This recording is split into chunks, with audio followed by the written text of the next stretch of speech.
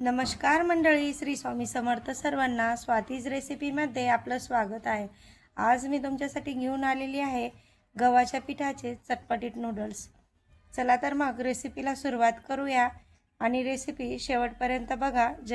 Recipe आवडल्यास नक्की like करा, शेअर करा अँड सबस्क्राईब करा. चला मग रेसिपीकडे जाऊया. चला तर पोळींचे नूडल्स बनवण्यासाठी आपण साहित्य पाहूया. गव्हाचं पीठ घेतलेलं आहे. गव्हाचं पीठ हे अत्यंत पौष्टिक आहे. आपण याच्यात थोडं चिमूटभर मीठ टाकलेलं आहे. आपण आता हे मळून घेऊया. आणि फोडणीसाठी कांदा, बारीक कट केलेला अद्रक, टोमॅटो, बारीक कट केलेली हिरवी मिरची आणि कोथिंबीर. चला रेसिपीला सुरुवात करूया. सर्वात आधी पीठ भिजवून घेऊया.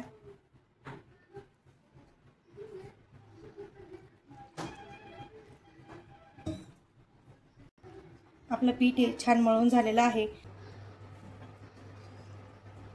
छान आपण पोळीसारखं लाटून घेऊया.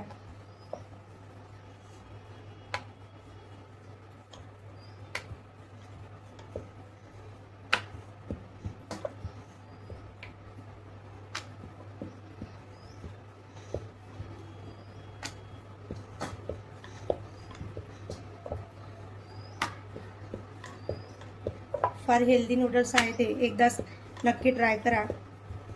चॅनलवर नवीन असाल सबस्क्राईब करा. आता आपली छोटी चपाती ही लाटून झालेली आहे. आपण आता छोट्या छोट्या पीसेसमध्ये कट करून नूडल्सचे छोट्या पीसेसमध्ये कट करूया.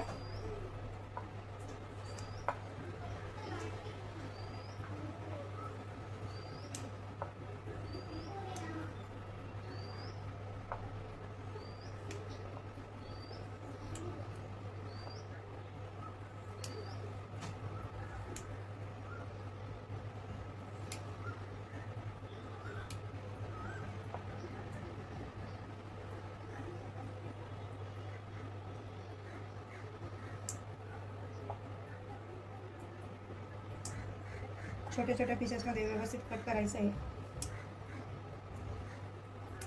अशाच प्रकारे आपण आपल्याला जेवढे नूडल्स बनवायचे तेवढी पोळी लाटून आपण अशाच प्रकारे कट करून घेऊया.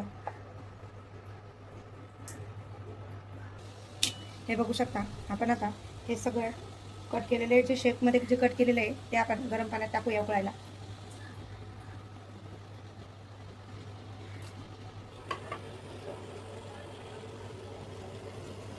छान गरम पाण्यात उकळू देऊ. अजून आपण एका पोळीचे परत तसेच करणार आहोत. आता आपले नूडल्स हे शिजलेले आहेत. आपण आता काढून घेऊयात आणि थंड करायला ठेवूया. तेल छान तपू देऊ.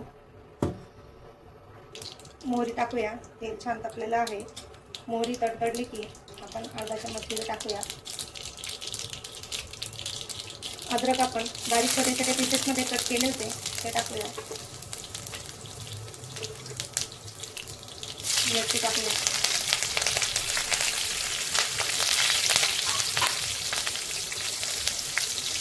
कांदा टाकूया.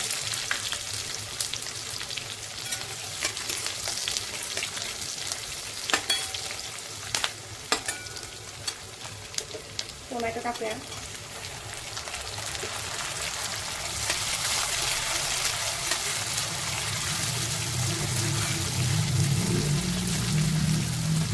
मसाले, चटणी, हळद आपल्या आवडीनुसार टाकायचं आहे.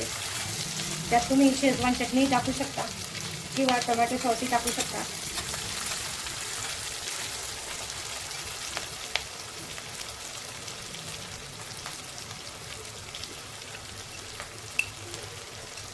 चवीसाठी मीठ टाकूया 1 चम्मच.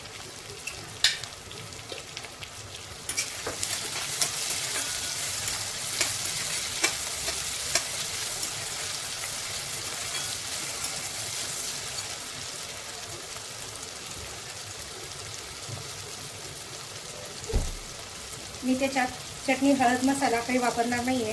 त्याच्यामध्ये फक्त शेजवान चटणी अर्धा चम्मच टाकणार आहे. फक्त शेजवान चटणी अर्धा चम्मच टाकूया.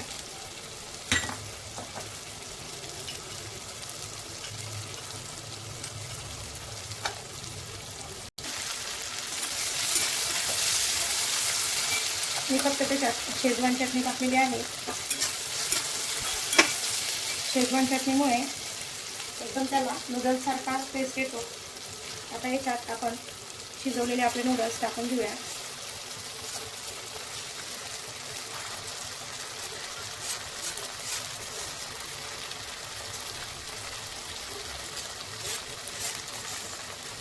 आता छान मिक्स करून घेऊ.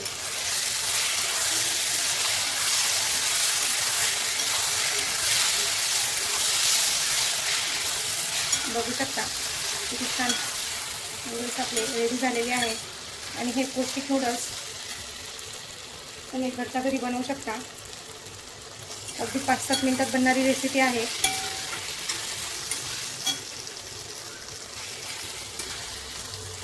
हे बघून घ्या. वरून कोथिंबीर टाकूया.